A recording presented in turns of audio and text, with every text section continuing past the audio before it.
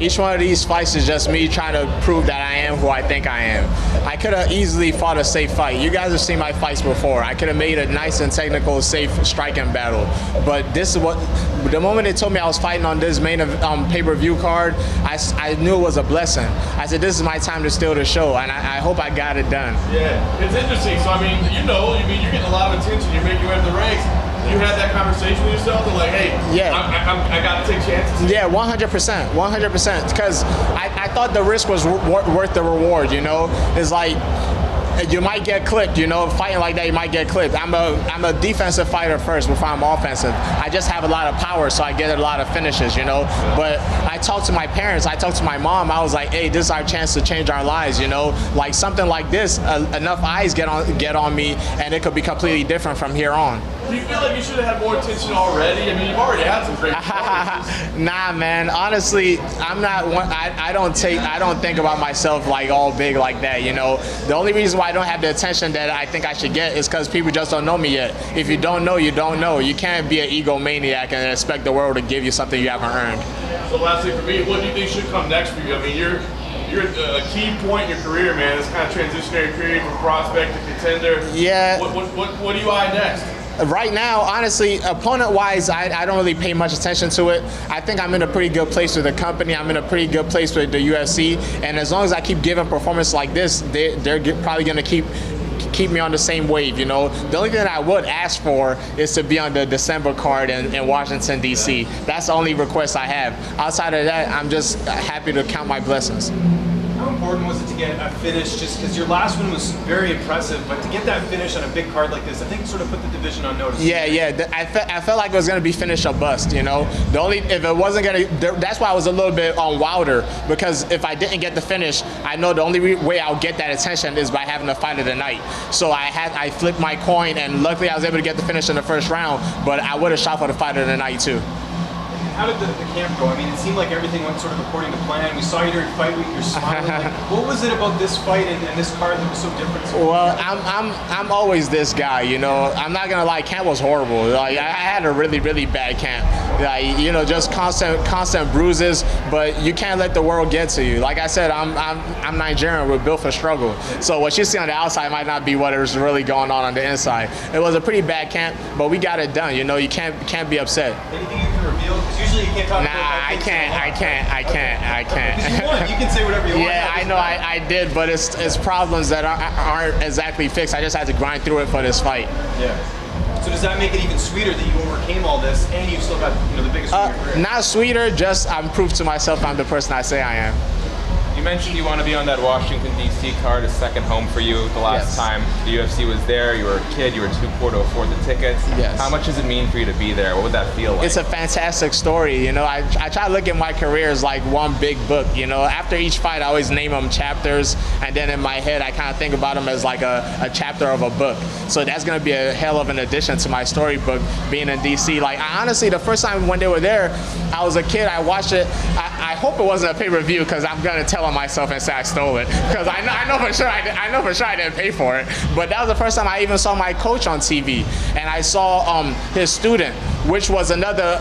It wasn't like a Nigerian, but it was somebody from PG County, which was another motivating factor. It's like, oh man, this guy's from where you're at right now. If he can make it, you can make it. You win the 50 G's, what are you going to do with the money? I know part of it was giving back to your people as well. You already know, man. The plan doesn't stop. Yeah. That's the whole reason why I'm doing this, I'm just trying to make the life of the people around me a little bit better and better and better. That 50 G's is still going to the family. We're just going to keep building this. I said I was going to build this house. I'm going to build this house. Sodiq, before your last fight, there was that cute video, your mom, learning to spar. How's her training going? Is she doing better? She's doing pretty good. I'm gonna go against her again. We got to get another sparring session going, because now she's learning how to kick.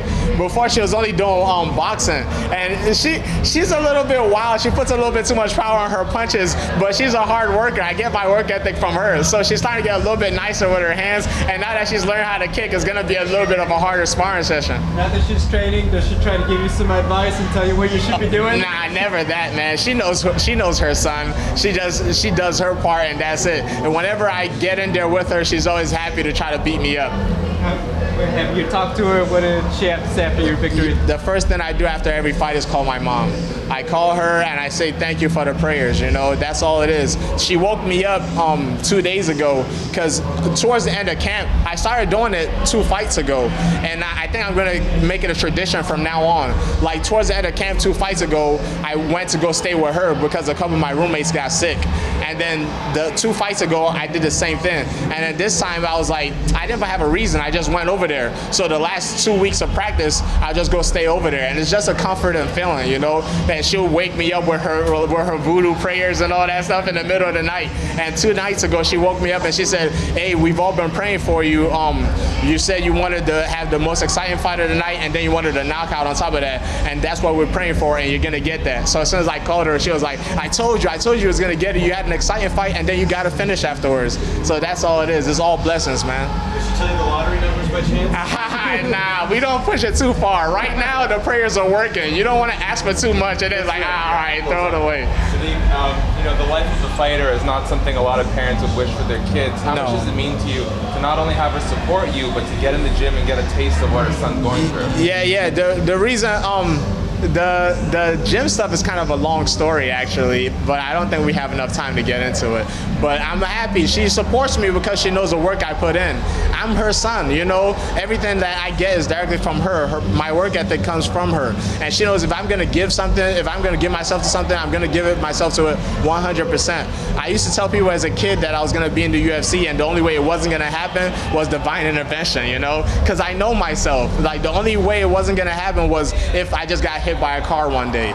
But the main goal was what I can accomplish while I'm here. And we're on the journey now. That's why I said it's a book. Now we're on chapter 3. You mentioned the mindset of being Nigerian, right? Obviously, tomorrow is the champ. We got a lot of African fighters down in the UFC. Do you really think there is something different about the mindset? Not only obviously, but the abilities too. Yeah, no, 100%. My people are built for struggle.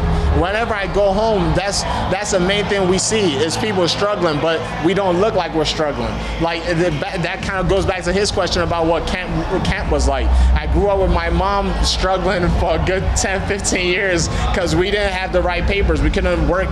We couldn't get the right kind of work, you know. But she never let it get to her. We keep our chin up and we get the work done. If we got to put our head down and get the work done, we'll do that too. So EFC is a big organization in Africa, but what would it mean to you if we ever did get a UFC Africa? Like, what would that mean? Hey, if I was fighting tonight and the UFC Africa was tomorrow, I'm not showing up tonight, man. I'm gonna be on that UFC Africa card. It means the world, man, because these kids, when Israel and Kamaru won that belt, the way it made me feel, it was incredible. And I want to make other kids feel like that when they see me, you know, because it's inspirational. We all can't be doctors and lawyers. And right now, with the way some of our people are, my dad is from the village. I go to the village a lot. Some of those people, they're never going to make it through that route. But we're built for struggle. We can make it through this sport. This sport is perfect for us.